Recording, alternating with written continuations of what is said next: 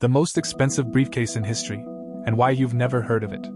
On May 2, 1990, John Goddard, a 58-year-old man, was walking down a quiet street in London carrying a plain leather briefcase. But his briefcase didn't have boring spreadsheets, it had £292 million in bearer bonds. In 1990 money, that's nearly $500 million. John was just a messenger.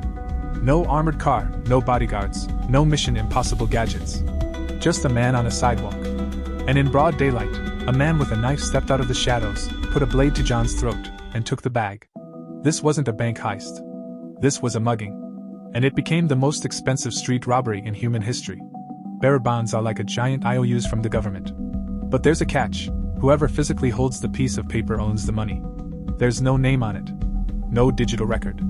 No undo button. If you have the paper, you have the cash. It's basically a pirate's treasure chest, but it fits in a laptop bag. The thief, a guy named Keith Cheeseman, didn't need to crack a safe. He just needed to be faster than a 58-year-old messenger. Imagine being a petty criminal who usually steals wallets, and suddenly, you're holding more money than the GDP of some small countries. What do you do next? The City of London Police and the FBI immediately realized that £292 million moving through the black market would be like trying to hide a glowing sun in a dark room. The thieves couldn't just walk into a bank and say, "Hi, I'd like to cash this £300 million bond, please." They had to wash the paper. The bonds started showing up in New York, Zurich, and Hong Kong. The mob got involved. International money launderers started salivating. Suddenly, a street thug from London was the most important business partner for the global underworld. The FBI and the British police set up a massive sting operation. They didn't go after the knife wielder first, they went after the washers. They tracked the bonds as they were being offered for 20 cents on the dollar.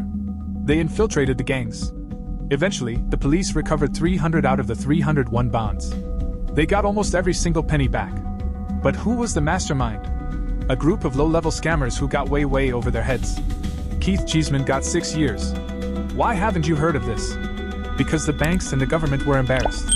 They had allowed nearly £300 million to be carried around by one guy with no security. It was a security failure so massive that it changed how international finance works forever. Bearer bonds were eventually phased out of existence in many places because they were just too easy to steal.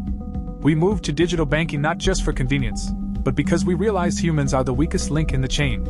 So, next time you're walking down the street and see someone clutching a briefcase, just remember, they're probably just carrying a laptop. But in 1990, they might have been carrying enough money to buy a private island,